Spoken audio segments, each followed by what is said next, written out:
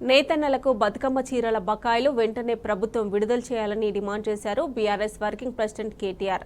నేతన్నను ఆదుకొని చేనేత పరిశ్రమలో ఉన్న సంక్షోభాన్ని నివారించాలని సూచించారు. ఈ మేరకు సంబంధిత శాఖ మంత్రులకు కేటీఆర్ ఫోన్ చేసి మాట్లాడారు.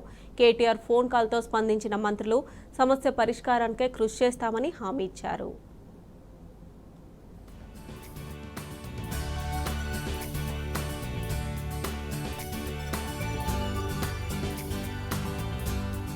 బతుకమ్మ చీరల బకాయిలు వెంటనే విడుదల చేసి సిరిసిల్ల వస్త్ర పరిశ్రమ సంక్షోభాన్ని నివారించాలని బీఆర్ఎస్ రాష్ట్ర వర్కింగ్ ప్రెసిడెంట్ కేటీఆర్ ప్రభుత్వాన్ని కోరారు. సిరిసిల్ల పర్యటనకు వచ్చిన ఆయనను వస్త్ర ఉత్పత్తిదారులు ఆసాంలో మర్యాదపూర్వకంగా కలిశారు.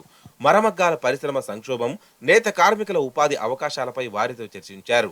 సమావేశం నుంచే చేనేత, జౌళి శాఖ మంత్రి తుమ్మల నాగేశ్వరరావు, డిప్యూటీ సీఎం, ఆర్థిక మంత్రి బట్టి విక్రమార్కలకు ఫోన్ చేసి నేతన్నల ఉపాధి, పరిశ్రమల సంక్షోభంపై నెలకొన్న పరిస్థితులను వివరించారు. అందుకు సానుకూలంగా స్పందించిన మంత్రులు సమస్యను పరిష్కరించేందుకు కృషి చేస్తామని హామీ ఇచ్చారు. గత ప్రభుత్వం నేతన్నల కోసం ప్రవేశపెట్టిన సంక్షేమ పథకాలు నిరంతరం కొనసాగించాలని కేటీఆర్ కోరారు.